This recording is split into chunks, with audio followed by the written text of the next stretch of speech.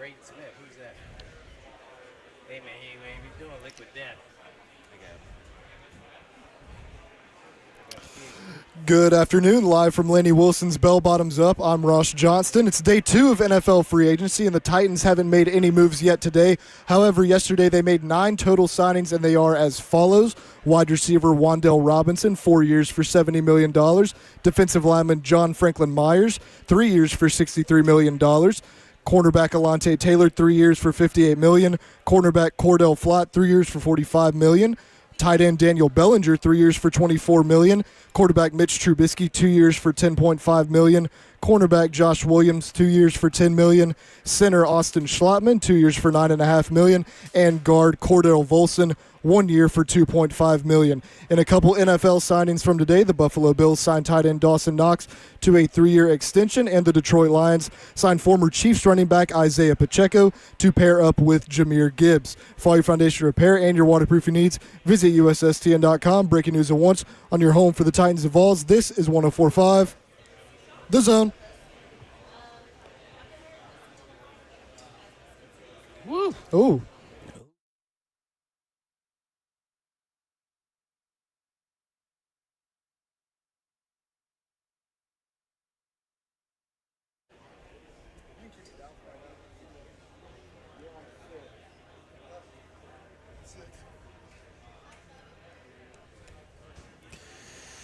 Cover 2 with Blaine Bishop and Zach Lyons here on 104.5 The Zone, powered by All Four Seasons Garage Door. 615-737-1045 is the number.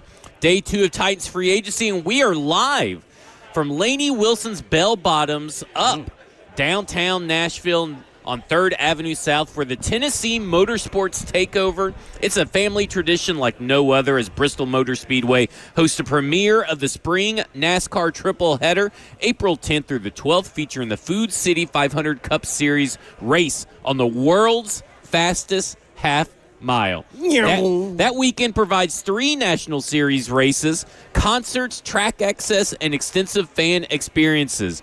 There's a pre-race concert with country singer Graham Barham. Tennessee volunteer legend Josh Dobbs will be a dignitary for the race. But not only that, to top it all off, Blaine, Red Panda will appear in the fan zone and at the Sunday pre-race concert. So that's Kirby's cousin. Red Panda is Kirby's cousin, because I've seen Kirby on a unicycle. He does it with forks and knives instead of plates and bowls. Get exclusive offers and tickets now through Friday, April 3rd at any Food City store. It's Bristol, baby. And we are live here. Well, listen, we got a special treat, Blaine. We got Ross is here in person. This is his first ever remote in person. Who let him out of the cage? Well, you can tell he hasn't been out in the sun in a while. He's been in that studio because look how pale he is. Oh, my. Just because you went to the tanning bed today. Come on, man.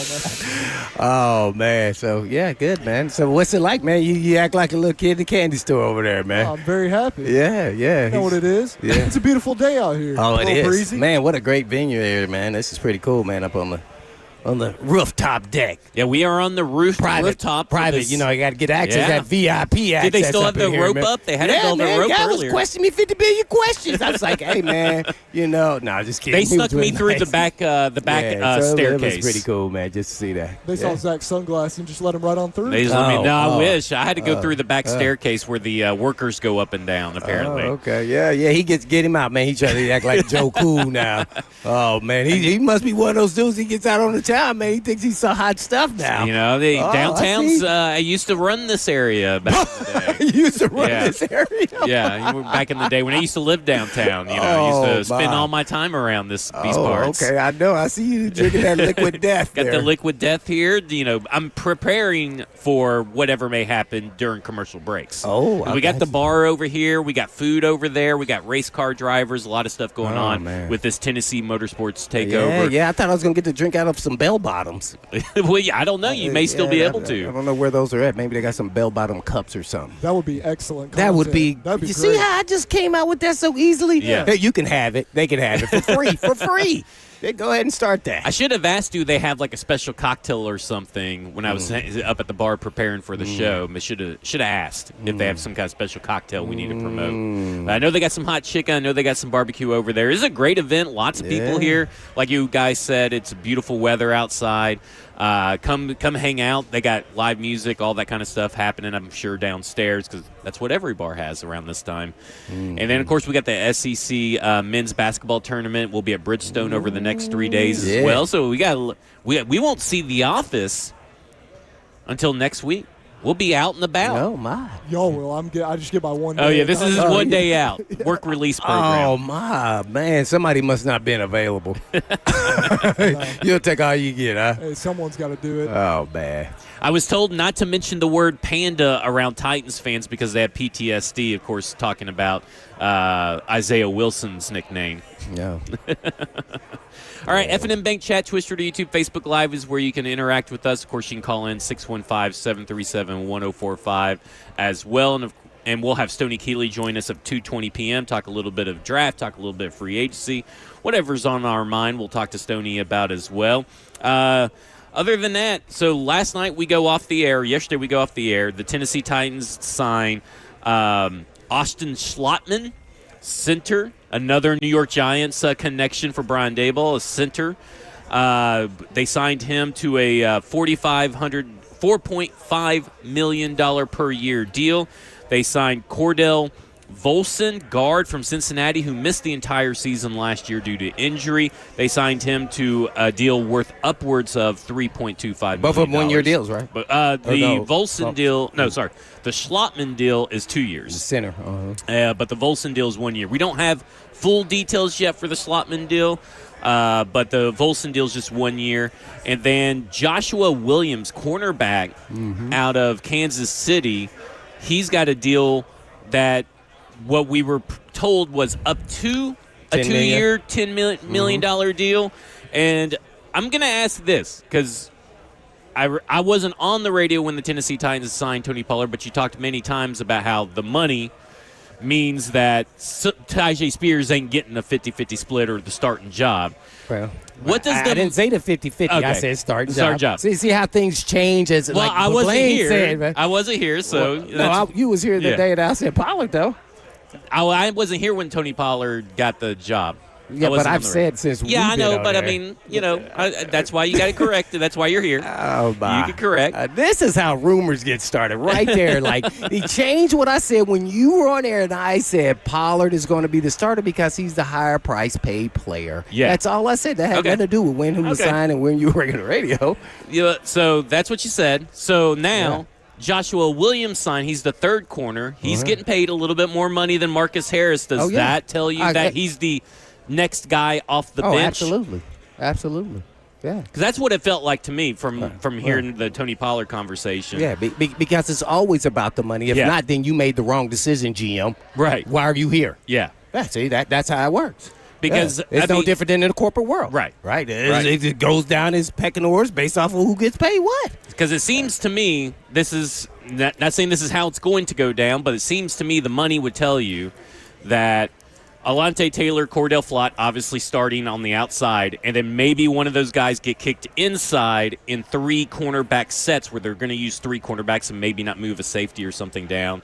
And Joshua Williams takes one of those outside spots. Does it seem like Marcus He's more Harris, of an outside guy? Yeah. Oh. He's 6'3".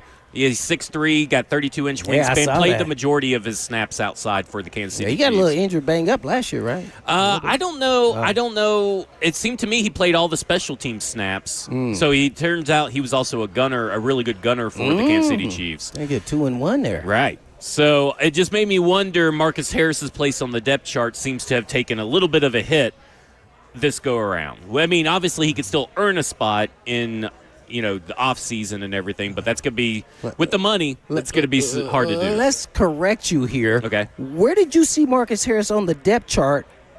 Halfway through the season, beginning of the season, I went backwards, and then at the end of the season, based off who was available. Right. I mean, he was obviously the fourth guy. I know so many people got injured. I think the fourth guy to start the year, maybe even the fifth, I guess, guy to start the year, then got bumped up to fourth and then ended up starting. But, a lot of people probably. Inside and outside, by the way. Yeah, that's true. A lot of people probably penciled at least maybe half his name in pen, half his name in pencil, but it seemed like a lot of people had already done that for Marcus Harris, that he was going to get the starting spot handed to him, it felt like. What do you think? Do you think he should have? No. I mean, I don't really know if any of the rookies outside of Cam Ward should have their spot technically secure as the starter. Now, some of them, it seems like – No. Let me tell you something.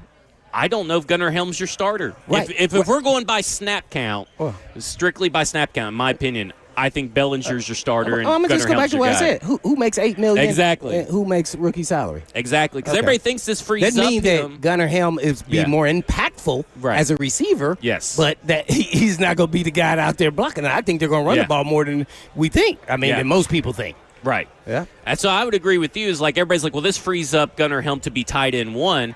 I'm like, well, maybe tight end one in receiving production, but in terms of snap counts, I think it's Bellinger because that's where the money went. You don't go invest that kind of money in a Bellinger for him to not see the field the majority of the time. Man, I went and watched some film on Bellinger. I really was intrigued that he only had 19 catches. That was just kind of baffling to me to make $8 million. I said, okay, what am I missing here? So I go watch him, and I can tell you right now, if I was guarding him, he runs a dig, he runs an out, and he runs boots. That's it.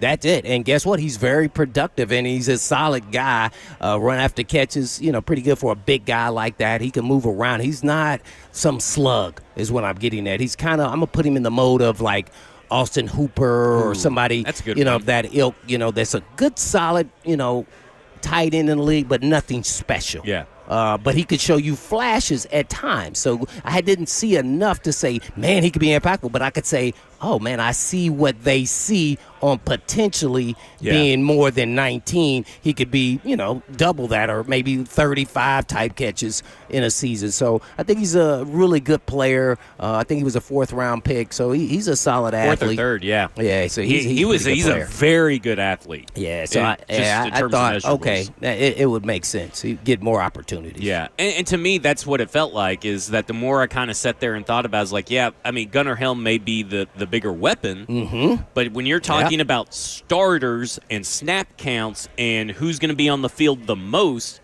it feels like the edge is going to go to Bellinger because that's what he got paid to be.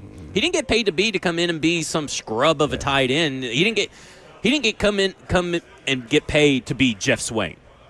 Now Jeff Swain played a ton of snaps for this team, but he got paid a lot of money for a tight end. Yeah, I think he's caliber. better than Swain, though. Yeah, No doubt. for sure. But I think they switched. Is what I said when they signed him. Is that Gunnar Helm? I think they've evaluated. He's better used, probably more on the receiving side. That's where they're going to put him, like Chig's role. That it was, and then somewhat different offense, but that's how they're going to utilize him. That's probably the best fit. And then Bellinger is going to be the starter and the guy in the trenches doing the blocking. Now that's where I was a little miffed a little bit. He was just an average blocker. That's what I said. I thought he was a better blocker. I'm like, oh, he must be really good at blocking with 19. I was just assuming that. So as I watch him, he's kind of. Let me give we know Dawson Knox. How would you compare him to Dawson Knox? I'd say they're about the same. Right. Maybe I would. Dawson Knox is making $12 million now. Yeah, I would say that I think I like Dawson Knox better. A little bit better.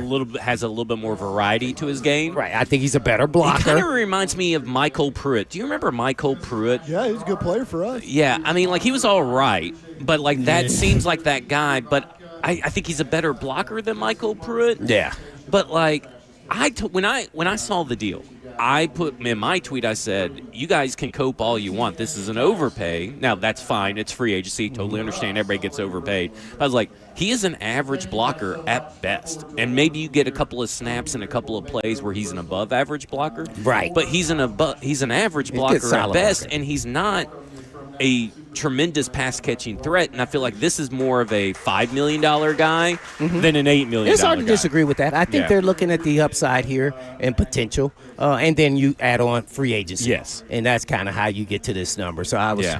it wasn't as big of a deal as we think with the free agency. Yeah, I'm not And- saying like, terrible deal. Right. You know what I'm saying? Because that's what people kind of misconstrue that as, like, it's a terrible deal. No, it's just an overpay. That's just factual. Most of these guys are overpays. Yeah. But most of these guys can at least give you what their fully guaranteed contract part is, can get you that. His fully guaranteed money still $7 million a year. Yeah, right. We I don't went know through if that. you're really going to see that from him, but if he's out there every game blocking and playing and providing you maybe some disguises on offense, that's still worth overpay, even if it's an overpay, to have that kind of guy on your he's team. also- That's also familiar. We with your also team. must not forget now. Everybody make fun of Vrabel and now here Dable. He brings value because he knows the system and what's expected, and he also can help speed up this process of learning the offense with the other guys. Yeah. So I think that's very valuable. You got something to say, Ross? We have a receiver candidate that has been taken off the board in free agency. Romeo Doubs has agreed to a deal with the New England Patriots.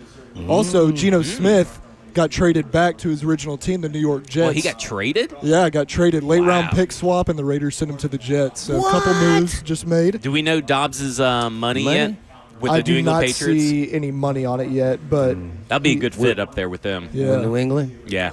That'd be pretty good. We'll see if he ever gets up to 1,000 yards or whatever, but, that'll be pretty good up there. All right, coming up next, I want to touch on more about what you were just talking about with all the players and their relations to this team.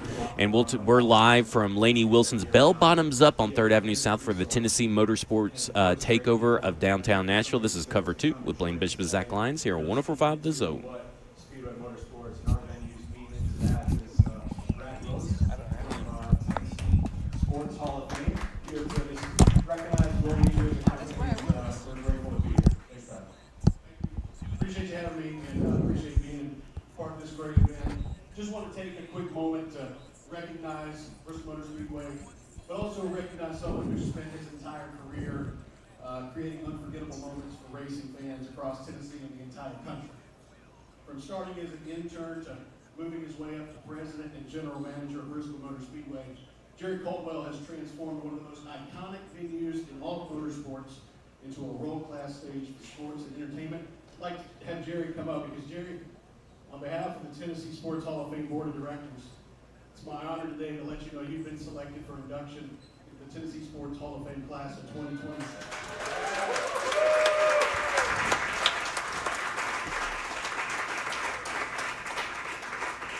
Appreciate that. I don't like surprises, but I'm very grateful for that. What an honor. Wonderful people that are in the Tennessee Sports Hall of Fame, and it's an honor to just be mentioned amongst that group.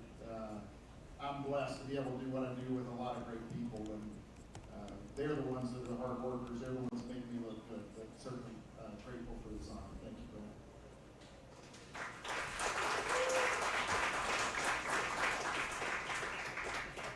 Okay, and now for that special surprise, thank you, Jerry, for Julie for that. Anyways, thank you all for coming.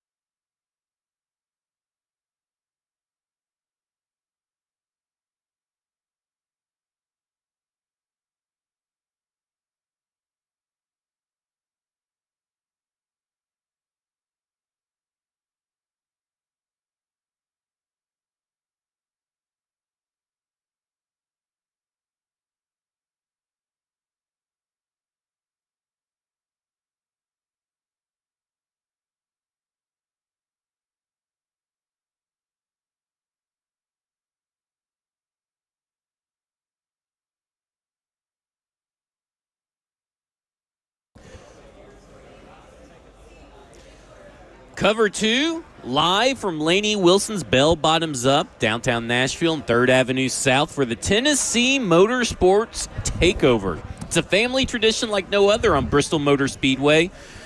Hosts the premiere of the Spring NASCAR Triple Header April 10th through April 12th, featuring the Food City 500 Cup Series race on the world's fastest half mile. There's going to be concerts. We got Graham Barham, country singer, as a pre-race concert. We're going to have Tennessee volunteer legend Josh Dobbs will be a dignitary for the race. And, of course, we got Red Panda going to be in the fan zone and pre-race festivities. Get exclusive offers and tickets now through Friday, April 3rd, at any Food City store. It's Bristol, baby. And so Romeo Dobbs, we're still waiting to hear the exact contract details. Jordan Schultz said it was a 3-year $60. We have 4-year $70 from Schefter, and then Rappaport said 4-year roughly $70 million. So I guess Romeo Dobbs' agent not all on board. We got some reports here from Ross. From and now here's another one. Romeo Dobbs and the Patriots have reached an agreement on a 4-year $80 million deal from Jeremy Fowler. So that's 4 different reports. So Romeo Dobbs' agent got to get a grip. Is he just sending about a different text to every agent? Is this because he wants to make sure that he's got more than Wandale? They're trying to fool the Patriots. He really is 3 years $60, but he's trying to fool them into 4 for $80. Yeah, he's like, well, it's out in public. You got to pay me 4 years, $80 million now. Wow. So who the hell knows? So well, what's going on? Do you think Dobbs, right, Yeah. is better than Jennings? I'm the only reason say, why I say this is because their numbers were the same. I know you're a numbers guy. I'm going to say I think that Jennings is better because I do know that Jennings is willing to do all the dirty work that goes in with being a wide receiver. And then I also think that Dobbs does have a little bit of a drops issue. But their numbers, when you look at them, are similar, but I think Jennings is better. Yeah. So, I think they're 2 totally different players, too. Yeah. Like their to styles, be honest, they really are. Their styles are totally different. And that is why I thought, Jennings was more of a B because I think that's what Dobbs is. And now you're paying him 1. Like, he's not Diggs or he's not on that level of those guys. I mean, nothing against that, but how do you give a guy that kind of money? He's never had 1,000-yard season. Even Wandale had at least one 1,000-yard season. We can talk about Alec Pearson, what he got, but he's had 1,000-yard season. Right. I mean, you can look at his numbers. If they target him more, maybe it won't be the same number, but he will be somewhere around there. So this is getting a little out of control, and I think that's why, I think Jennings bring more value. Guess what? In the red zone, he's unstoppable because of his size and his length. Yep. And he's that run after catch. He's a dog. That's unquestioned. And his blocking ability, let alone his consistent hands. Yeah. So then, what do you think Jennings is thinking right now? He's thinking I deserve more than lit this. like fish grease right now if I'm him. Yeah. Oh yeah. He's thinking I need to get way more than this. And this, what's kind of reminding me of? And it may of? not work out that way. Because people are going to use against him. Oh, he's in that system, that scheme, and all those things. And they're going to say it's not really him. This is 7. Over his body of work, he's really a 500, 600-yard guy. And I can make the same argument for the Green Bay Packers, right? Because Romeo Dobbs grew up in a LaFleur system. And I think that's true. And I think you could say that, okay, he's going to go over there. And I do like the player and the fit of the team, but I don't think you're getting near, like, to me, Juwan Jennings felt a lot more like a Vrabel player than Romeo Dobbs. Completely concur with that. And so, because the first thing came out, I said something about blocking. Yeah, see, right. That's what I'm talking about. I don't want to be saying that first when I'm talking about my wide receiver. Yeah, I want to talk about them touchdowns he getting. Yeah. Well, guess what? Vrabel not doing that. He's like, hey man, you better be a team player. You better block. You better catch those slants. Take the big hits. And Dobbs has kind of shown a little bit of not being a team player up in Green Bay in certain situations. It's that he's kind of set out some practices and he wanted an extension. You must have 8 eyeballs. How much you watching Green Bay game? Yeah, he wanted an extension. I just read all the stuff that comes out. Oh, there you go, believing all that reading. Sorry. All that reading, man. I'm just saying he missed out on a few practices, wanted an extension, and all and I don't blame him for wanting an extension. But you bringing it up, you using I'm just saying that You're just saying. For a Vrabel guy, I'm just saying that doesn't really point to a Vrabel guy along with everything else. That they're saying some parts of the rumors have to be true. Right. No doubt. I'm just like I don't know. I find that a very I like him with Drake May, but again, are you gonna get at least at minimum you need Stephon Diggs numbers from last year, and Stephon Diggs has shown over the course of his career he's had multiple 1,000-yard seasons. Even last year he had an 1,000-yard season. Dobbs has not shown that. Yeah. Only thing I could say Dobbs is better than he's faster. Yes. But everything else, man, it says a Vrabel type guy. Yeah. Everything. And man, boy, I that was just kind of, and they could have got him cheaper. Mm-hmm. I bet more than likely. I think, you go for him, 3 years, 60. I think he would have took it. Oh, yeah. And maybe just because he's got Ross the would've age took it. benefit too, right? Because Romeo Dobbs just finished his rookie contract. Juwan Jennings is already but it's just, to me, it's just not enough to really make up the difference. Because what you get, what you're getting from Juwan Jennings, whether he's a 2, a 1, or a 3 in your system. You're getting a guy that's given you 110%. And look at me speaking very highly of a Tennessee Volunteer on this radio station. Hey, man, something wrong with you? I guess so. Oh, it's the bell-bottom drinks. It was the bell-bottom drinks, So you man. got to think, so we get Wandale 4 for 70. I know it can go up to 78. Right. It looks like Dobbs is 4 for 80 now. And then Pierce was 4 for 116. So out of these 3 big receiver contracts so far, we're kind of on the best end of that, just money-wise. Who do you think was bidding on Dobbs? Okay, so here it is. It's a max value of 80. So this is where people got really confused with the Wandale Robinson contract suggestion. It's up to 80, but it's essentially 4-year, $68 million deal. He has $12 million more available in incentives. We don't know what the incentives are, but I would assume they're tied to playing time, catches, yards, touchdowns, maybe Pro Bowls, all that kind of stuff. All the things I told you the other day. Yeah, pretty much all the incentives you could think of. But, they signed Elijah Vera Tucker last night, guy that cannot stay healthy. They had a guard. And they gave him, a $420K per game incentives because they were if you're not playing, you're going to be paid. You ain't going to be paid. They put $420K per game. Hey, that's good for them, but he hadn't stayed healthy at all doing that. Never. And now he's going through a Vrabel off-season program. I don't know if he's going to be able to avoid going on. No, here's what Vrabel's thinking. That's going to help you stay healthy. I'm telling you how to coach a thing. Hey, listen. You work with our off-season program, we're going to get you right.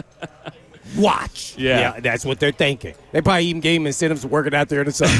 Probably. I'm telling you, man, these dudes is insane, man. So it's a 4-year, $68 million deal. So that does come in less than Wandale, but he has the chance to earn more than Wandale's maximum because Wandale's 70 minimum, 78 maximum. He is 68 minimum, 80 maximum. So who do you think was bidding on Dobbs? I'm going to get to why I'm asking that. Said the Commanders were. Oh, It Commanders? was reported they were in the mix. The Commanders do need a wide receiver. I could see them maybe going for Juwan Jennings now that this is gone. But I knew that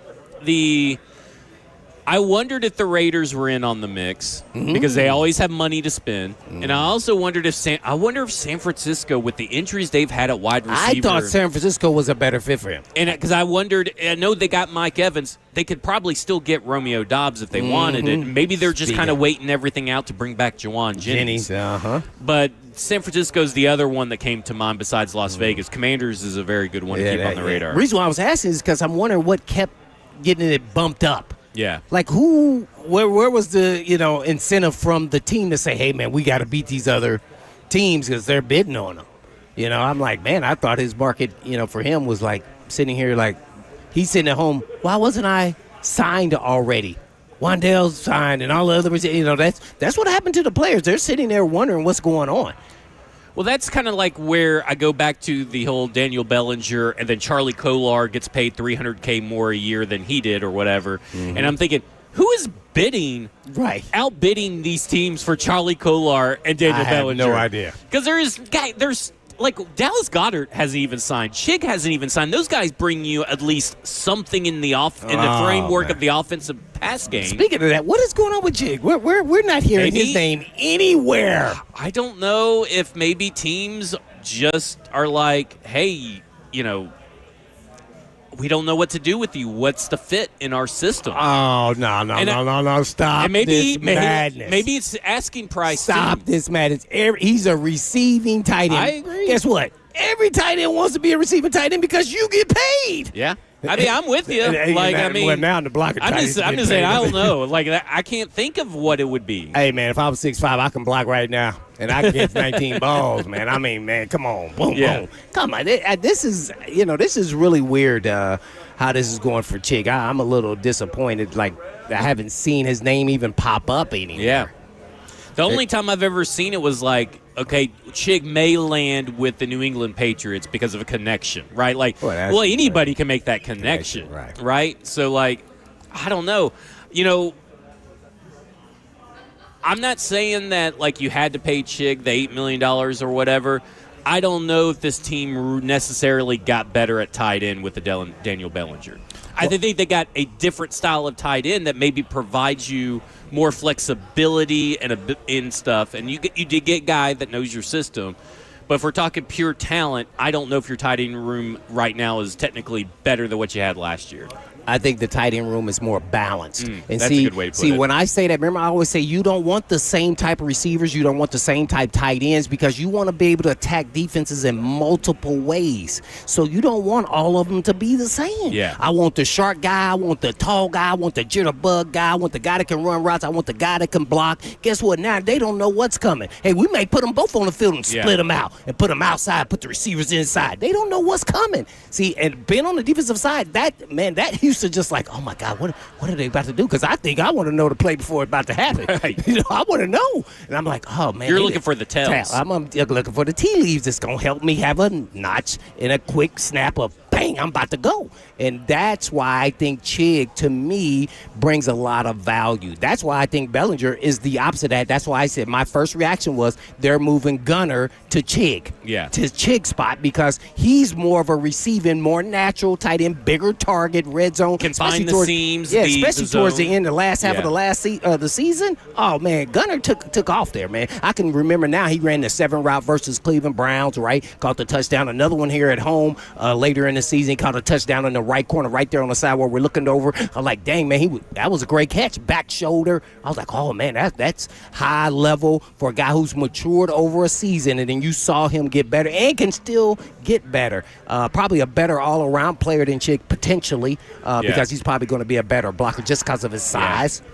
So I think that's where they went. If you got 300 yards out of Daniel Bellinger and the blocking, at least average blocking, where it's not a liability every play. And then you get 500 out of Gunner Helm with 4 touchdowns. Yeah. Hey, man, and not only, let's leave Bellinger open here on one of these boots. He will hammer you. Yeah. Now, he will try to bulldoze you. So I think that's kind of what they were thinking in this whole process, let alone, Daboll, that's his guy. Like, he knows what he brings to the table in his offense, and coaches love knowing what to expect out of a player and what he can bring in value into the locker room. So 9 free agents signed so far.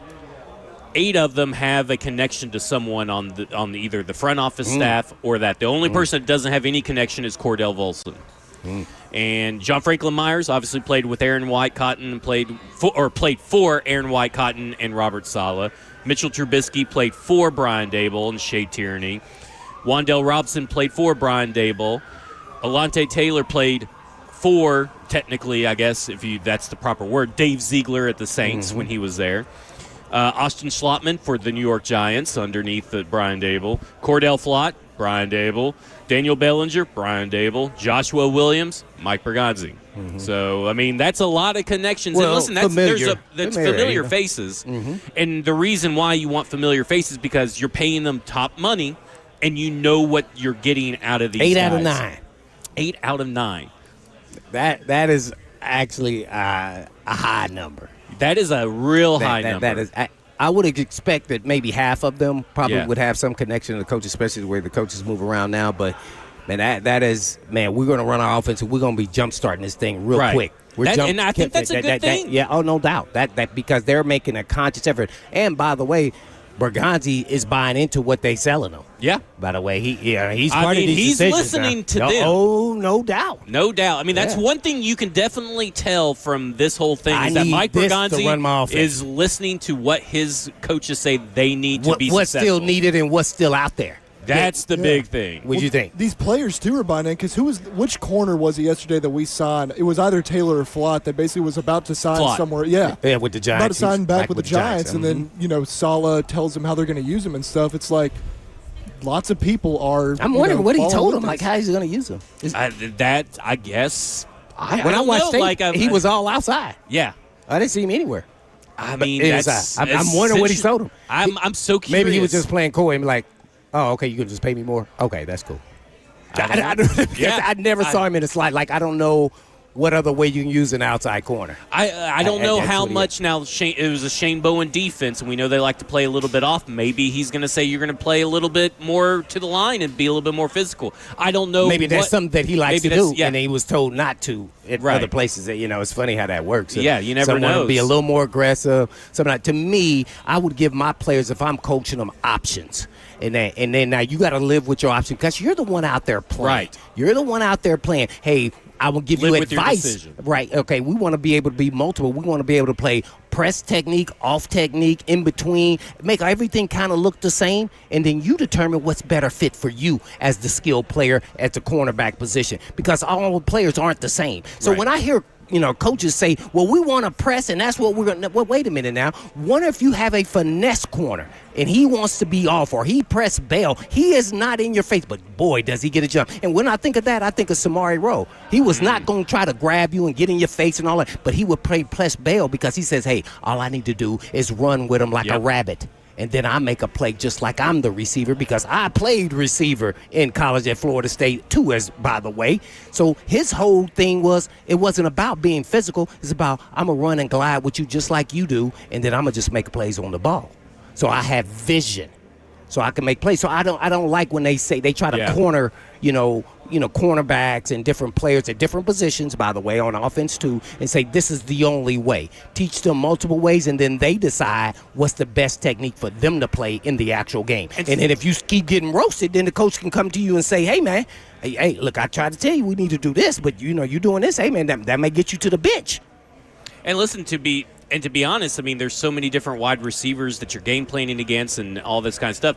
Things change in the middle of the game, too, so you got to have that flexibility. Yeah. You want to empower the player that he's playing free, that he's doing it the way he wants to, and then let him see. And if it doesn't work, then you give him advice on that. But just to come in and just be like, this is the only way and this is what we're doing, then don't sign them. Yeah, because to your point, I'm just like, what did they say, how they were going to use them? And that's the only thing I can really think of. They signing the guys they know. They know exactly what they do. They know exactly what they do. They know exactly how they're going to use them. They have a plan. Mm-hmm. And let's talk more about that plan because I think it's important just to emphasize because the Tennessee Titans are being called losers in free agency, and I think there's a logo bias because they're doing the same exact thing as another team last year that got all the praise. We're going to talk about that when we come back. This is Cover 2 with Blaine Bishop and Zach Lyons here on 104.5 The Zone.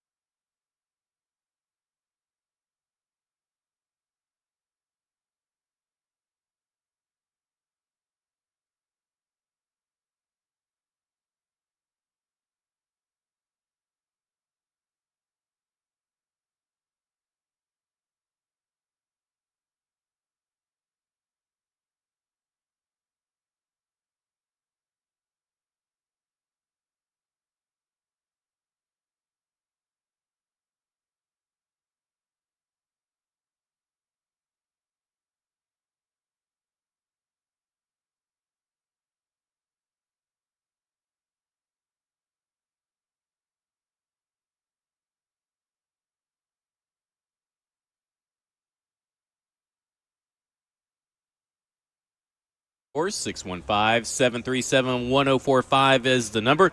We are live from Lainey Wilson's Bell Bottoms Up downtown Nashville on 3rd Avenue South for the Tennessee Motorsports Takeover. It's a family tradition like no other as Bristol Motor Speedway hosts a premiere of the Spring NASCAR Triple Header April 10th through 12th, featuring the Food City 500 Cup Series race on the world's fastest half mile. That weekend provides 3 National Series races, concerts, track access, and extensive fan experiences. There's a pre-race concert with country singer Graham Barham. Tennessee volunteer legend Josh Dobbs will be a dignitary for the race. Not only that, but to top it all off, Red Panda will appear in the fan zone and at the Sunday pre-race concert. Get exclusive offers and tickets now through Friday, April 3rd at any Food City store. It's Bristol, baby. And got Blaine, the Hitman Bishop, got Ross actually here out in public. He could be seen. He could be heard. How's it feel? You still enjoying it? I know so your far? phone is blowing up all the ladies, man, That's now. right, So don't let it go to your head. Everybody's man. like, he actually does exist. He's not just a deep voice in the ether every, remote show. I can guarantee has not paid you're recording. one iota of attention to us. He's been looking at everything else. I know, because the chat is just blowing up like, who's Ross, man? Who is that nice-looking guy? I ain't even on the stream. They know the voice now. They know you're here, They man. know that, yeah. You're out and about. So, Bill Barnwell writes today that the Tennessee Titans are losers. That you said that's in your free best agency. friend. You said you love his reports. I and do you, not you like Bill live by his Barnwell. reports.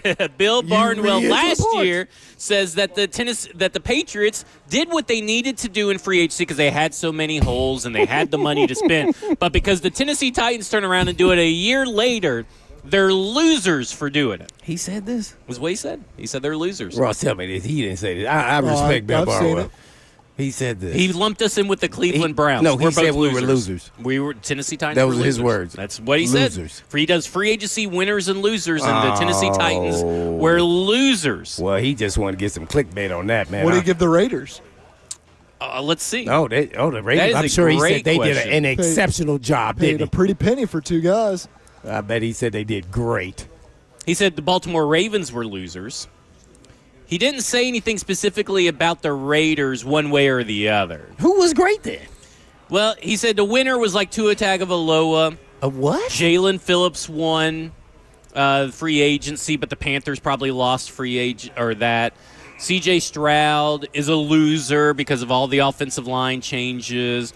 So he doesn't really go team by team, which I feel like is a little bit of a cop-out, by the way. Wow. He just picks the biggest free agent, storylines.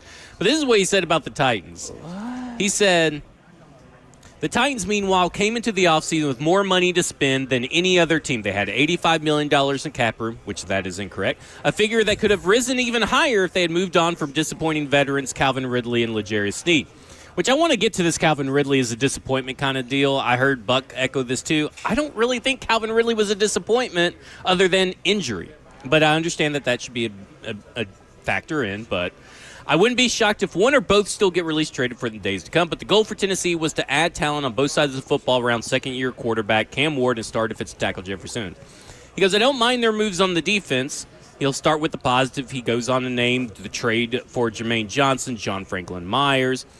Tennessee also needed help at cornerback, where moves for Sneed and a bevy of draft picks haven't worked out. They signed 2 solid young players, Cordell Flott and Alontae Taylor, both of whom have the ability to play above-average football as they enter the peak of their careers. Okay, how can he say we're bad? So all this is sounding good. Yeah, that's good. Adding 1 or 2 players on the coaching staff already knew made sense. Adding 5 seems a little much. Now, we've gone on to say that there's a little – of course, that's just coaching staff, but there's more than that now. In addition to Flott and Franklin Myers, Titans made more curious moves on offense by riding the Giants for tight end Daniel Bellinger, wide receiver Wandell Moss, offensive coordinator Brian Dable added another player Wandell Robinson. You're correct. Yeah, but Ross was over there making a face. Ross, yeah, he was like, he distracted me. He better play like Moss. And then Mitch Trubisky. He says these offensive additions don't move the needle in the right way.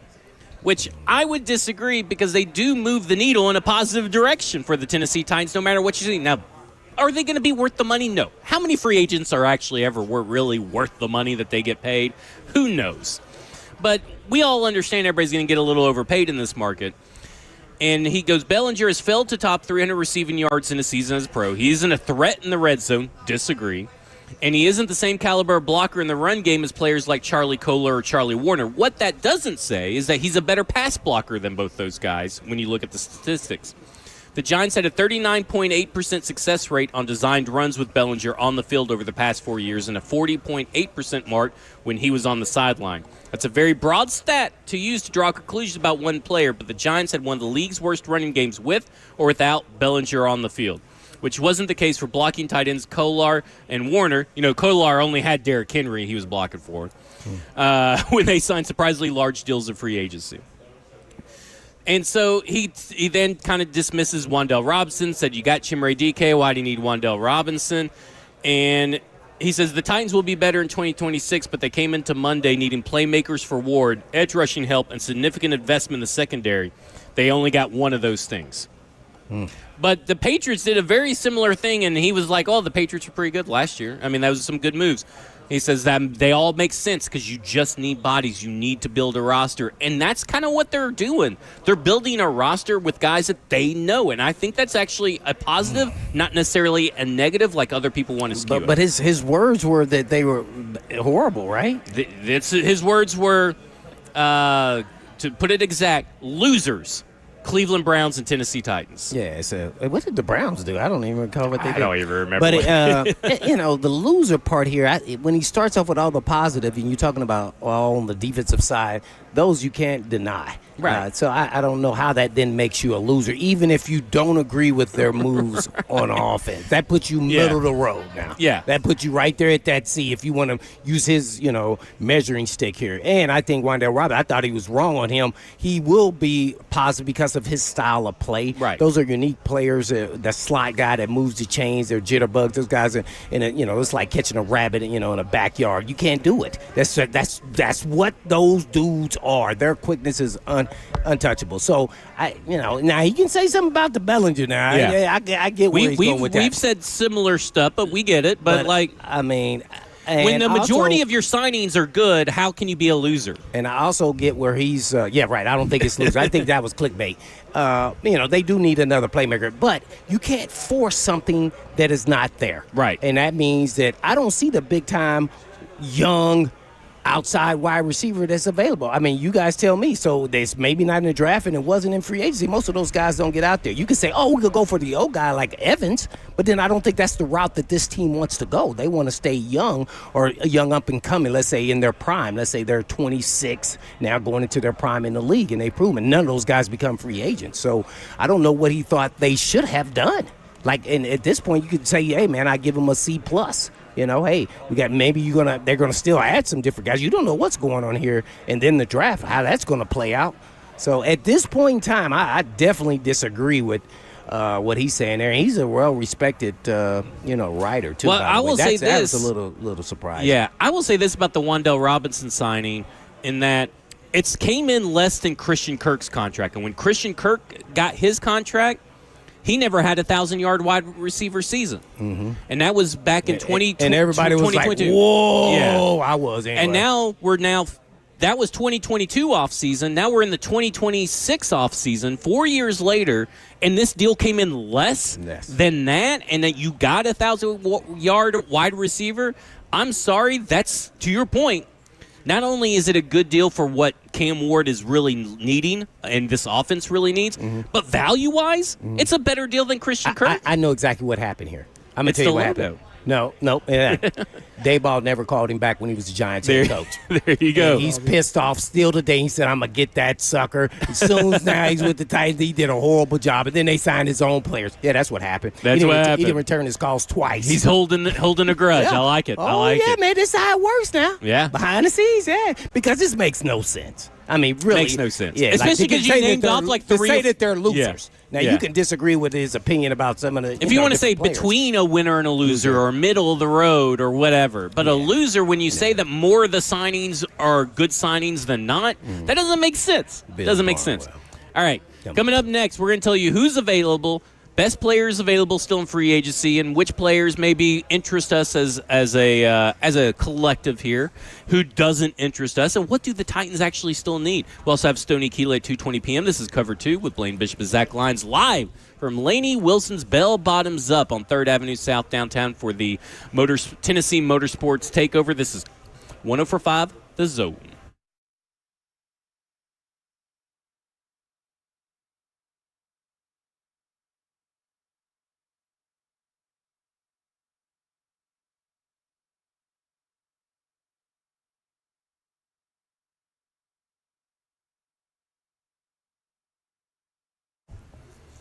Hey, it's Zach Lyons, and you guys hear me nerd out about sports data every day. Well, now I'm going to nerd out for a second about my eyes. The procedure I've done with Dr. Horn at Vision for Life is called Contura LASIK. It's the most advanced form of LASIK available and maps over 22,000 elevation points on your cornea to create a completely customized treatment plan. It's not one size fits all.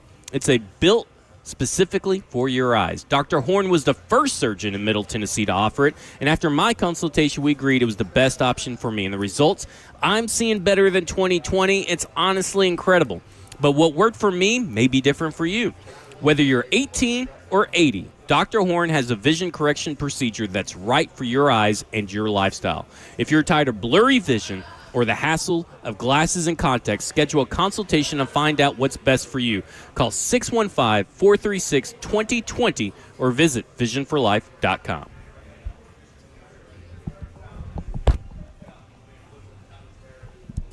Yeah, sitting here right here at Laney Wilson's Bell Bottoms Up.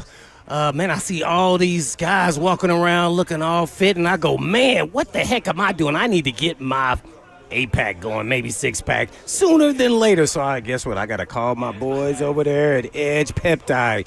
And their approach to weight loss at Edge Peptide Hormone Therapy is a little bit different. We make sure all the patients have extensive lab work and face-to-face conversation in office with our nurse practitioner to create a customized treatment plan tailored to your specific needs. They use only U.S.-based FDA-audited compounding pharmacies because knowing where your peptides come from always matters. And don't be going online. That's what I'm talking about. And Edge walks through the process, guiding your treatment plan, answering your questions, and supporting you along the way. You also get to enjoy access to your in-body scanner to track weight loss and make sure you're maintaining the muscle mass that you have accumulated. As well as you get to lower your A1C, keeping your cravings in check, prioritizing protein, and having someone guide your journey from start to finish. So call the team at Edge Peptide for all your wellness questions at 615-724-1878. That's 724-1878. Or make sure you go check them out online at edgepeptide.com.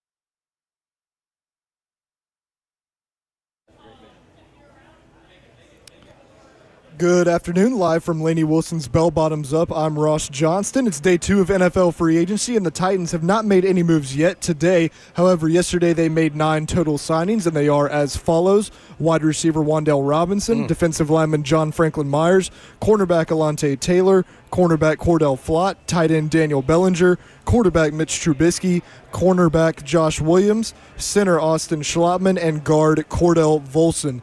There have been a few NFL moves made today as the Buffalo Bills signed tight end Dawson Knox to a 3-year extension. The Detroit Lions signed former Chiefs running back Isaiah Pacheco to pair up with Jahmyr Gibbs. Also, the Las Vegas Raiders traded quarterback Geno Smith back to the New York Jets. And finally, the New England Patriots signed wide receiver Romeo Doubs to a 4-year deal worth $68 million. For all your foundation repair and your waterproofing needs, visit USSTN.com. Breaking news at once on your home for the Titans of all. This is 104.5 The Zone.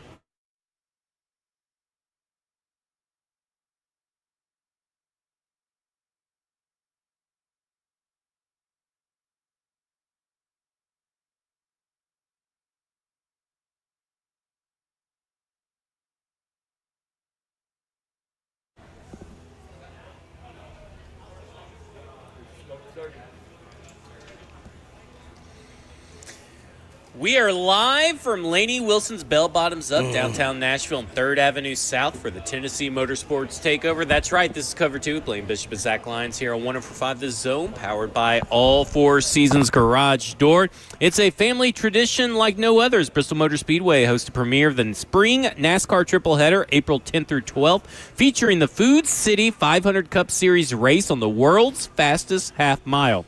Weekend provides 3 National Series races, concerts, track access, and extensive fan experiences. You can listen to country singer Graham Barham.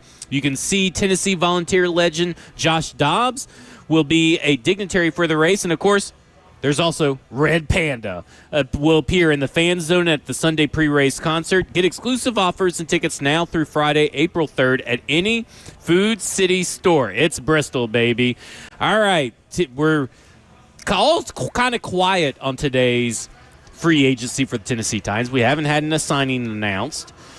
And that kind of leaves you to then kind of take stock of where the roster is at.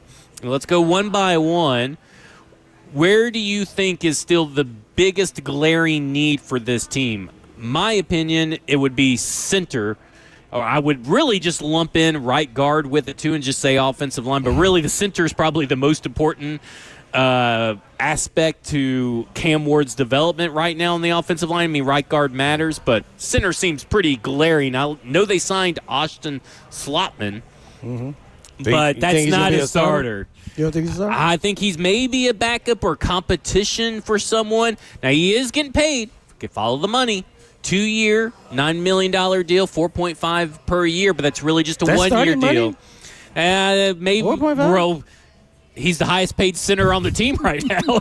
But that's why I think that there's another move yet to be made. I just don't know who that is. Graham Glasgow, who's kind of younger Kevin Zeitler, but at center, who's been in the league for a long time. He's kind of maybe the best center available. Elgton Jenkins was cut from the Packers. Terry McCormick reported that his league sources tell him Titans haven't shown a lot of interest. No interest, I guess. But so I don't know. Center seems pretty big, and they're right now it's just Austin Schlottman and maybe duking it out with Jackson Slater. So center to me is maybe they're waiting on somebody else to get cut somewhere. Maybe. You never know. Maybe they have a little insight that we don't know. Well, you go around, ask for trades, right?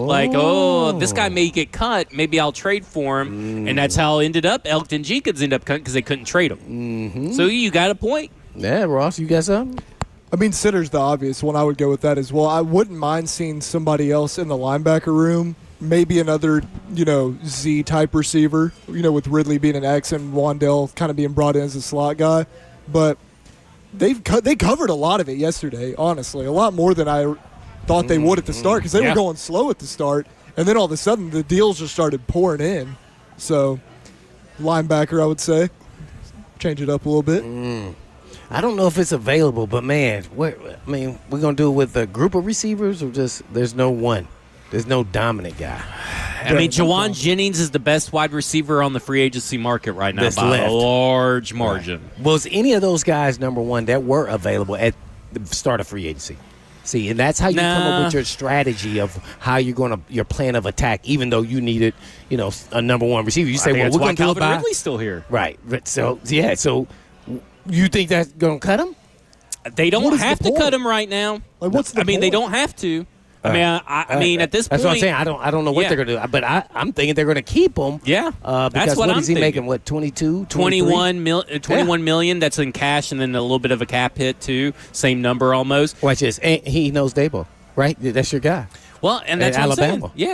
Yeah. Well, and I'm also saying Jawan Jennings is different, but is he really better?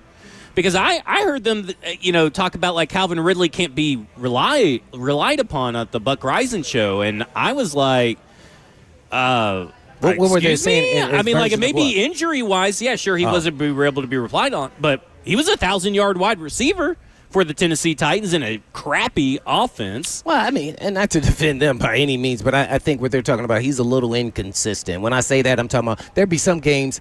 And he wasn't maybe even getting targets, or he would have laps in you dropping a ball that he should have called. It could have been a difference in the game or in his stats. So maybe they're referencing that more so than anything else. But I thought in the beginning they didn't even know how to utilize him in the right form or fashion with Callahan's offense, because he's an inside guy. I can't say he's an outside guy. I can't say he's an inside guy. But he's a versatile guy with his skill set. You kind of you can play him anywhere. To be honest, I don't know if having all these different weapons are now they're going to just leave him outside. I think, what's the question? Remember, I asked this before. So DK is not going to be playing in the slot very much now? Doesn't seem like it. Because Wandale also plays outside, off ball, when you go look. But he's always the motion guy. He's the guy that's the movement guy. He's finding those open gaps. So, I don't know what they think of the current receivers that they have. Alec and DK, do they think these guys are starters in this league for the long term? And I don't know what they think. Right now, we got to believe that they believe that, because they haven't signed anything outside of Wandale. I don't know if I believe that, but that's where we're at, because nothing's better than our options out there. And I think Ridley is a guy that can still help your team in 2026. Yes, and listen, I understand that he did not live up to the contract. But I will reiterate again, very few free agents actually do live up to the contract. But at the same time, there is no better technical option in my mind out there, unless you're going to draft a guy, and then you can't guarantee that he's going to be better, because you can't. You're hoping he's better, but you can't guarantee that he's at least going to get you a 1,000-yard wide receiver. Because Calvin Ridley, for all the stuff anybody wants to say about him, that guy's proven that he's a 1,000-yard wide receiver in this league. And he's one of the faster players. He's one of the better route runners on this team, and he can still be a deep threat. Now, maybe that would be his role. Injury, but maybe that's his when role. You come back, you are a deep threat. And listen, and maybe that'll put him in a position where he's understanding he's not the dude. And then that takes a lot of pressure off. That's what I think the Wandale signing does to a degree. Right. Takes a little bit of pressure off, because I think a lot of fans are jaded by that Broncos game, because it was Cam's first game. Yeah. And I get it. It was a bad game for Ridley, but then, you look at the Cardinals game and he was great. And injury, just that is what it is. But you can't, this is just my opinion, you can't tell me there's 5 to 10 better route runners in the league than Calvin Ridley, in my opinion. So now that brings you to his health. Yeah. How healthy is he, and will he be the same guy when he comes back? Some guys, he may be still good, but is he as good as he was? So we don't know that. We're talking about lower body injury. We're talking about a guy that's fast, that relies on his cuts and his route running, and it was a high ankle sprain, right, or something to that, a dislocation or something. So, where does that put him? Some guys, are never the same after an injury. Some guys are better. So, I don't know, how he's doing, and we have no idea. So we have to assume that they believe that he's on the right track and he's still around, so they believe that he'll be back until we see otherwise. The league year starts tomorrow.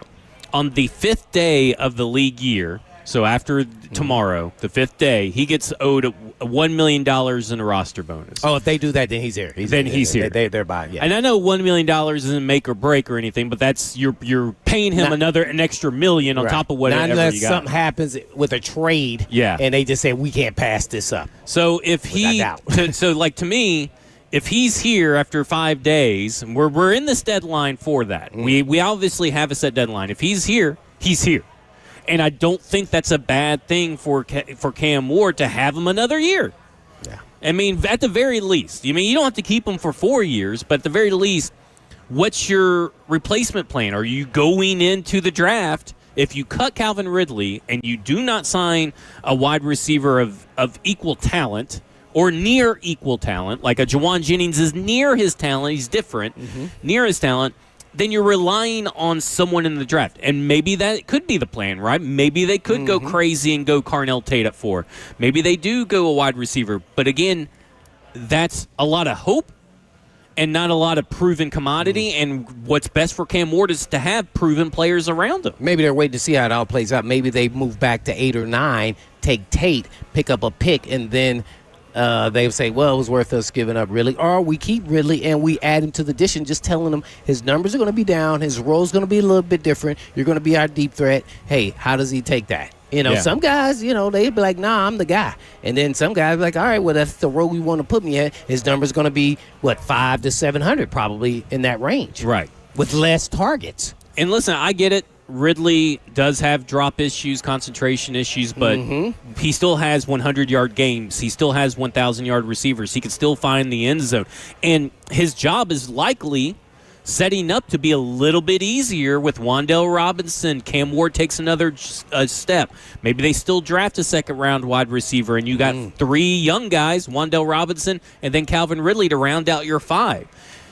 But also this scheme should know how to best utilize Calvin Ridley and create mismatches versus the defense. Now, you can't control that the defense is, obviously can pick up on tendencies and stuff.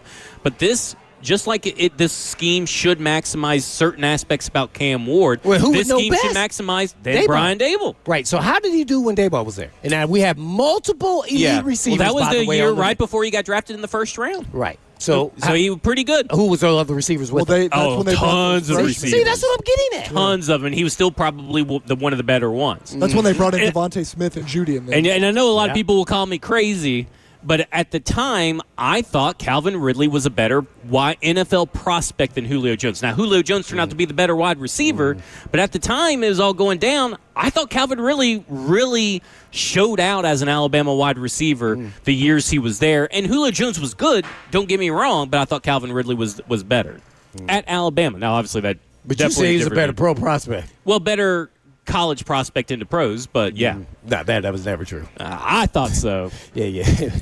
I thought different style, guys, still. Yeah. Well, we'll see who has the HOF behind their name. I know that. But I know, obviously, I was wrong. I know I was definitely wrong. I can see it, though, when you're talking about no, because, here's what happens is you only see what's in your face, the surface. He had the better stats in college, so he's the better player. That doesn't mean that's going to translate to the pros. Only the guys who are doing the scouting can understand how these guys look when they get to the next level. This dude was a phenom athlete, 6'3", 205, can run out with the win. Uh-oh. Does he have dog? Yep. Can he run routes? Yep. Is he tough? Yep. What? Is he smart? Yep. So then he was going to be the better player. What's the difference with Ridley? Inconsistent with his hands. Oh, he can run every route. Is he tough? I don't know. See, because the league is faster, stronger-minded players, and they going to knock the heck out of you. Who's going to be tough? And, oh, by the way, you're out there with all these guys that meet all the measurables at corner. That 6'3", 190 guy. You think they want to tackle Julio Jones or they want to tackle Ridley? Tell me that weighs 215.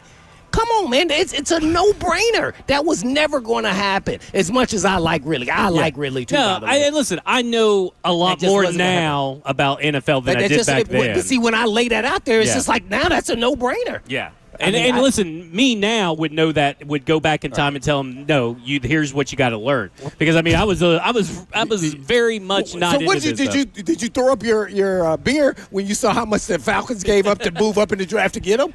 I was a little surprised. Oh my God! I was actually at Buffalo Wild Wings. I can tell you where I was at. So I definitely down to Spring Hill. Though you was happy because I was happy for him. Yeah, for sure, sure. Man, that guy there, man. And not too many guys want to cover him or tackle him. I mean, that's That's the difference. That guy. I saw him in training camp against the Titans. They went back. I was like, oh my gosh, I've never seen a guy this big, that fast, Yeah. and look like. Oh man, it was unbelievable. All right, coming up next, Stony Keely will talk about the draft and free agency. This is Cover 2 with Blaine Bishop and Zach Lyons here on 104.5 The Zone.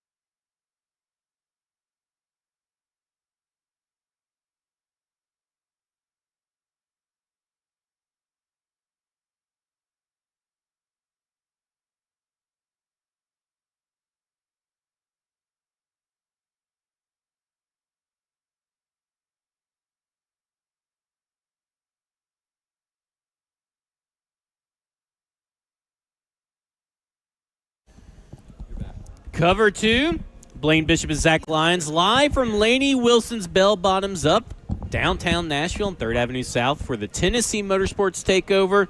April 10th through 12th, got Makona beer. Yeah, man, you almost drank it all, I know man. they did. Well, they did last I was call. getting a high. Can you get high off a beer? I don't think you can. I can smell beer. I'm like, oh, my God. A contact drunk? Yeah, you contact it drunk? was. It was kind of, that's what happened. I got my Liquid Death here for makeup right the there. mix and match, Mix man. and match. Everybody who's watching on the chat, Gotta get a little water. Do not do that. Hydrate.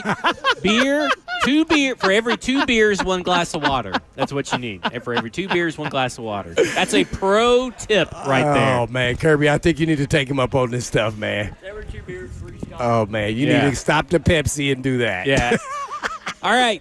Speaking of tips, let's go to the phone line and let's go to Stony Keely, Football and Other Efforts, my co-host, and among many other things, a man of many talents. Man. And so far, out of everything that you've seen in free agency, Stony, what is the message the Tennessee Titans are trying to send their fans about the 2026 season? No. Well, first of all, gentlemen, I'm sitting here in my office in my bell bottoms watching some tape, having some serious we need FOMO, to see pictures now. thinking I need to be down there where the cold beer is flowing. But pro tip, Zach, the older we get, you might want to up that ratio to 1 water for every 1 beer. I've been doing that the last couple of years, and it's been life-saving. As far as the general message that we got from the Tennessee Titans yesterday, I was pretty pleased with how they approached the day. I think getting guys that they're familiar with on both offense and defense, you do that because you hope, hey, maybe this whole thing can gel a little bit quicker. And outside of that running back room, you look at the pieces that they added yesterday, and right now Brian Dable has a guy in every room, quarterback, offensive line, tight end, wide receiver, that is familiar with the way that he operates, familiar with that offense, and can help the players around them kind of adjust. So I think the impact of that, it will be some sort of trickle-down thing where Dable's message kind of gets through because of these free agents that they've added. But the biggest takeaway for me, what impresses me the most, what I'm most optimistic about with this crop of talent, is that they spent on ascending players that still have some upside. These are by and large young guys getting into their second contract, thinking about the Wandale Robinsons, the Daniel Bellingers, Cordell Flotts, Alante Taylors. This is an exciting class, and I think they've plugged holes. I'm eager to see how they wrap this free agency class up, though. All right, Stoney. So obviously we have all these signings and everything. Where do you think is the biggest hole left? And it could maybe 1 or 2 holes, but like, what's the next thing these Tennessee Titans front office guys need to do in this next kind of wave of free agency? Brother, y'all got to find a center and a right guard. I mean, you don't. I don't know if you have starters at this point right now, and I'm as high as on Jackson Slater as anybody is, but I don't know if they feel like he's ready to take on that full-time workload.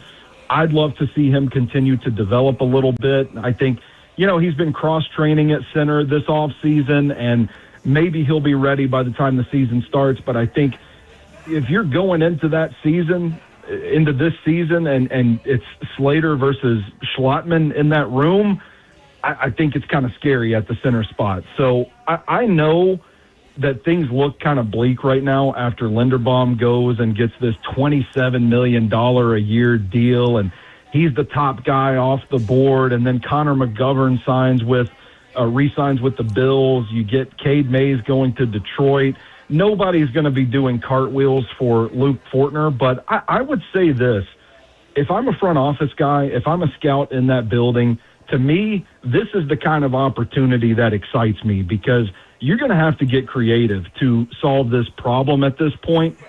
But this is where you come alive. This is where you find those guys that have something that you can latch onto, that you can work into a serviceable player. So I know it's doom and gloom right now, but in that building, if you trust your people doing the scouting, if you trust your decision makers in the personnel department, you go get a group of guys, put them in a room together, and see who stands tall. What do you think about Mike Bergonzi's approach to free agency compared to last year's approach to free agency? Well, it definitely seems like this is more. You're getting more players that have the long-term upside. Last year, it kind of felt like there were a lot of these shorter-term deals where, like, we just got to get guys in that are serviceable, that can raise the floor and fill a spot that we have. And this year, I would say they've done that so far. I mean, I think they've raised the floor of this cornerback room tremendously. You got your 2 starters and your 6th man to come off the bench so far. And I think the difference is these guys are a little bit younger, a little bit higher upside. You got some real talent and speed in guys like Alante Taylor and Wandale Robinson. So that would be the bigger difference for me, is that you're plugging holes last year just to get your roster to a stable place, but now you're adding guys that raise the floor but also raise the ceiling a little bit too. We're talking all things Tennessee Titans free agency and maybe a little bit of draft talk with Stony Keely of Football and Other F-Words. Well, Stony, I guess without saying needs, but what top free agent that is still available, a guy that you would like to see in a Titan uniform? Yeah, so a couple of edge rushers off the top of my head, unless news has broken recently that I've missed because I've got my nose down over here working. I still like Kwity Paye. I think he seems to fit the mold of. Sorry, bud. Yeah, he signed. Oh, this is devastating news. All right, let me try to keep it together. Well, it's okay. I mean, a lot of stuff has happened fast now. Next thing you're going to tell me is Boye Mafe has signed somewhere. He has signed. He signed almost at the same exact time Kwity Paye did. Mm-hmm. All right, Blaine, I got nothing for you then, brother. I'm sorry. All my heroes are dying right now. Man, you know what? I wish you would have then averted and then just said a kicker that's available. Because we need a kicker. They need one. I know, that's why I said that. All right, now let's pivot a little bit and let's go to the draft. Give us in your top 3 rounds, let's say some guards and centers that you think are, some guys you can plug and play immediately. Yeah, I think this is a really great guard class, Blaine, and getting into the tape on some of these guys, there are some guards in college that are going to be good guards in the NFL, but there are also some good tackles in college that are going to be good guards in the NFL. So I think the trickle-down effect of that is that it's going to push some of these good guards on down the pecking order. So they may be able to get a starting caliber guy at the top of day 3 in this draft. A guy I've had circled for a long time since I watched him at the Senior Bowl is Jalen Farmer, this right guard out of Kentucky. He's built like the Terminator. I think there are times when he does kind of lower his head and lunge into a block, and you'd like to see him correct some of that stuff, but great length, great power. He looks like a guy that is probably going to have a long career in the NFL to me. And like my comment about the scouts, like needing this offseason to kind of dig deep and find guys, there's a guy I just watched last night out of Auburn, Jeremiah Wright, the right guard as well. He's a big, portly kind of guy, but I'm a sucker for a pot-bellied guard. I ain't going to hate a man for that. But his feet are quick. He uses his hands effectively. I think he knows how to use his body. He still gets leverage. He can recover. Like, you don't see that big frame hindering him. So those are a couple of guys at guard that I really like as value adds for the Titans. This center class, as far as getting like a pure center, there's some dudes that can play. Don't get me wrong, but it is not the strength of this class. Any guy that you take is probably going to have some major question marks. I really like Sam Hecht, guy out of Kansas State. He plays like a barnacle, scrappy, flexible, athletic, but he is a little undersized, and you wonder how that's going to hold up at the NFL level. Connor Lew out of Auburn is another guy that has the polish, the experience. He plays with a wide base. The hands are typically good, but he's coming off of an injury that ended his season, and I think there were kind of some questions about stiffness to begin with him. So any of these centers that you're going to be taking, Jake Slaughter out of Florida, another guy that I like that had a really good Senior Bowl. But any of these guys are going to have question marks. So I'm very curious to see how they attack the position. What did you think about the signing up? What's the last name of the guy? Volson? Volson. Yeah, Volson. The Yeah, guard so from the Bengals. I haven't watched a lot of his tape, and I don't generally like to speak about players unless I've watched the tape. I don't want to misspeak or anything, but I know his draft class, man, he had a cult of guys that were just Cordell Volson to the moon. He's got the size, he's got the power, he's got the talent that you look for. For whatever reason, he wasn't able to really piece it together and be what they thought he was going to be in Cincinnati. But I'm looking at this as a bit of a fresh start for him. I don't think I would bank on him being the starter right away, but I think he's one of those guys that you kind of add to the room, and he's going to raise the floor a little bit based on his talent and size alone. Yeah, I watched a little bit of tape on him, man. As far as the run game, guy's a monster, pancaking all over the place. Now, the movement skills, his hand placements was a little suspect. That's what his athleticism maybe could be questionable, but other than that, I think he's a fighter, so it'll be interesting to see where they go with him competing to start. Lastly for me, now if you're Bergonzi and you're the GM and the draft is where it's at now, do you take the best player available or do you take of need in the first round, and then how does that then determine your second round pick? Blaine, I'll tell you what, if I'm the general manager of the Tennessee Titans, what I want more than anything is to go to sleep that first night of the draft, that Thursday night. I want to rest my head on that pillow and sleep like a baby, knowing I've got a dude. Now, I think all you got to do is take some Laney Wilson's bottom up. Then you'll go to sleep real quick. Okay, all right, that's good to know. I want a guy that I don't have questions about. So for me, I think I am dipping into that best player available bucket. Okay. I don't want to take a guy to use some of these edge rushers, for example. I don't want to take a guy like David Bailey where I say he's probably the best, most NFL-ready pass rusher in this class, but, man, that stiffness at the combine, are we going to have to really work with this guy to gain flexibility and bend and all that stuff? I don't want to take Reuben Bain and think, we're going to have to play him in a certain way so that the arm length isn't exposed or something like that. So I'm looking at a Jeremiah Love or a Sonny Styles. If I take either of those guys on night one, I'm sleeping like a baby knowing I've got a game wrecker on my roster. And as for how that affects my approach to the later rounds, I think I'm going to divvy up the needs at that point and say, you know what, maybe we need an edge, maybe we need a linebacker, we need a guard, and we need a center. And I take those four positions, and then I just put everybody's name in a bucket, and I draw from that to take on the need. Stony, do you think the Titans' approach to free agency, and listen, it's only been a little bit over 24 hours in a free agency, so they're obviously not done, but do you think let's say the draft was tomorrow, do you think they did enough to do best player available? Because they still have the glaring need on the other side of Jermaine Johnson, but not necessarily a glaring need at linebacker and running back at this point in time.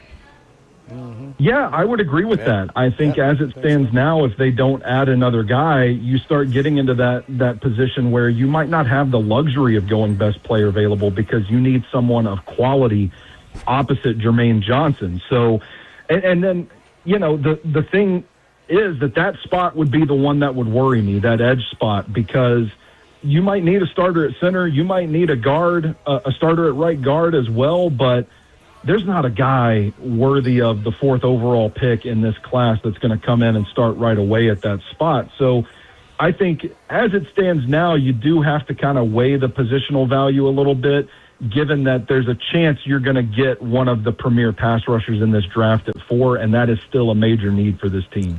When you're talking about the second round, wide receiver kind of comes to mind for me.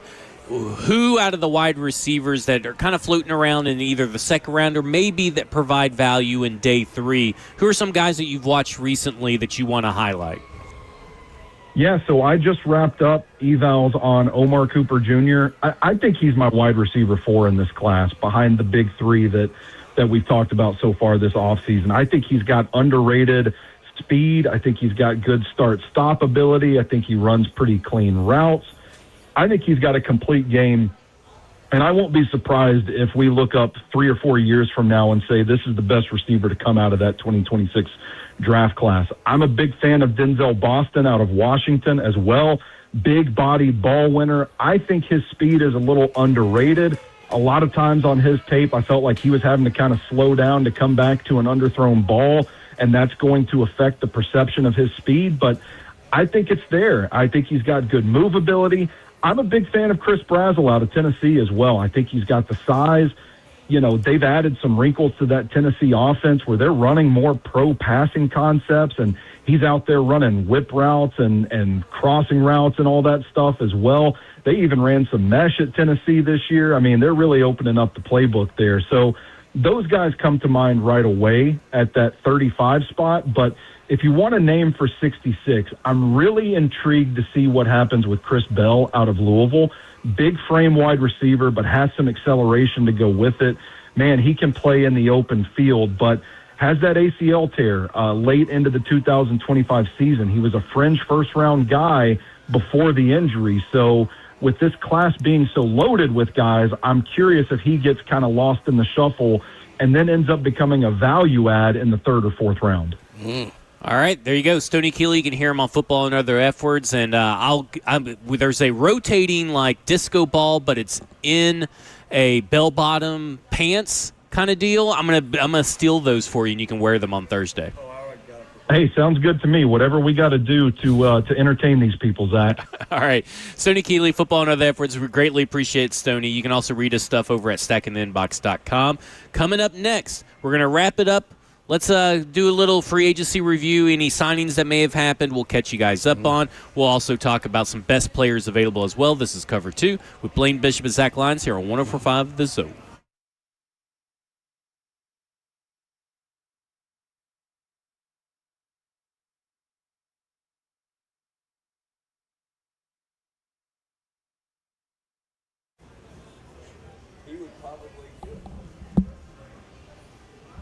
You might not know this, but there's an auto repair company that pays its mechanics more than any other repair shops that I know of in the area. Hey, it's Blaine Bishop for Eurofix. And why would Eurofix do that? A decent technician can make up to 50 to 60 grand a year, and a good technician that's pretty fast can make up to $120,000 a year. And a really, really fast technician who's really, really good at his job, $180,000 a year, and that's for a mechanic. And can you believe that? And a lot of people look down on the mechanics, and they shouldn't. Founder Aaron Stokes was a mechanic, and he knew mechanics are what make the world go round and round. And everything out there has to be worked on. So did you know Eurofix is not open on the weekends? And you say, well, why was that? Because Eurofix wants the kids of mom and dad's employees to have weekends together and not be apart.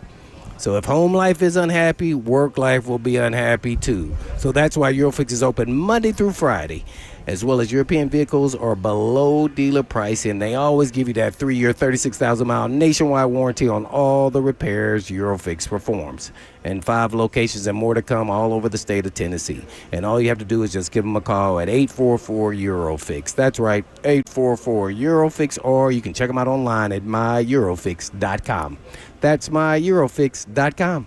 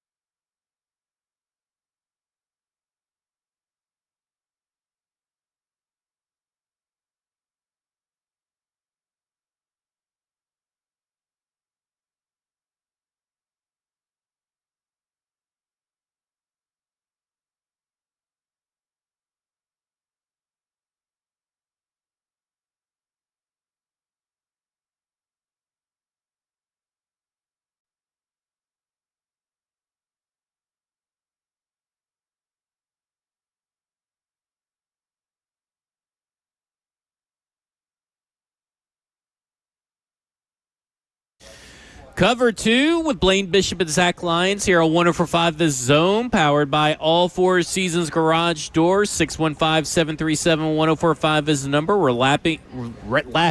That's actually kind of appropriate for the motorsports. But we are wrapping up our show here at Laney Wilson's Bell Bottoms up downtown Nashville and 3rd Avenue South for the Tennessee Motorsports Takeover. Just don't forget, you can go to any Food City in person and get exclusive offers and tickets now through Friday, April 3rd. It's Bristol, baby.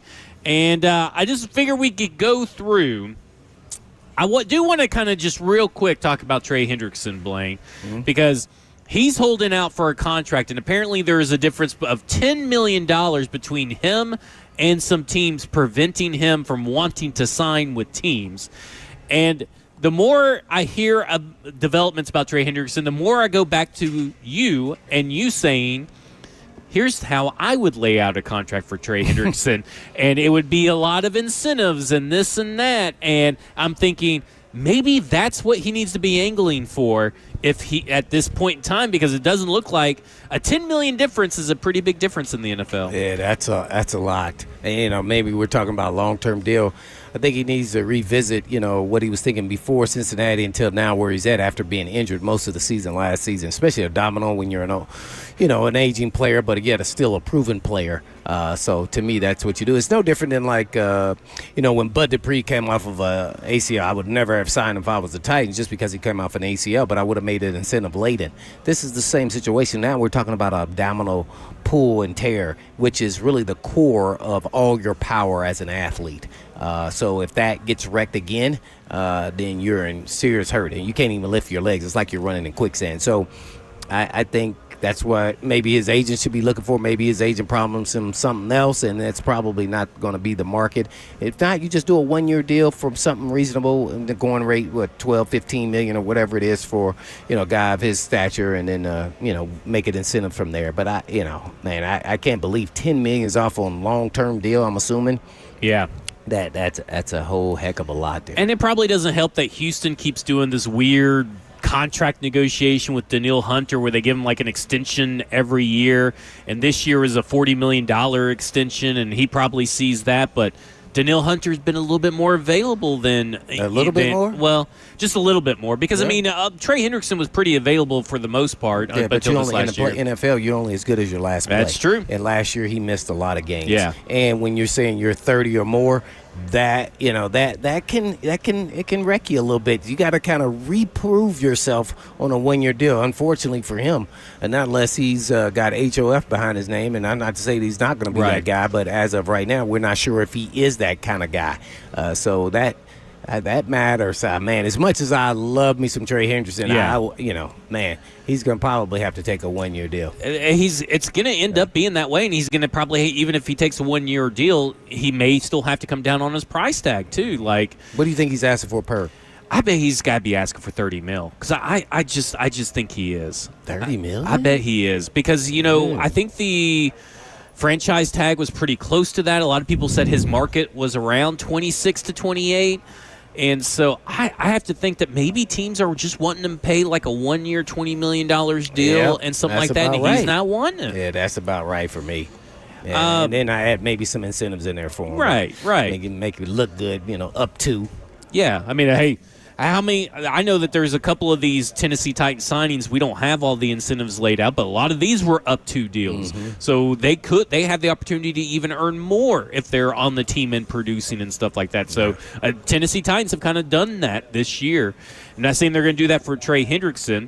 Do we think that they are going to sign another defensive end? And what kind of player are we talking about? Just a guy of a solid competition guy.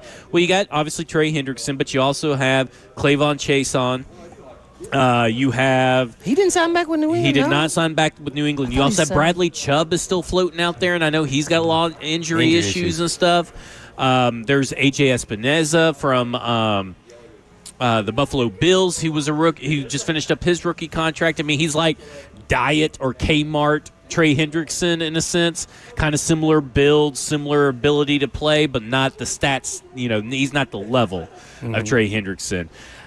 It's getting. I mean, like, when we were talking with Stony, he didn't know all those players got signed yesterday. Mm-hmm. But, I mean, a lot of that well dried up yesterday.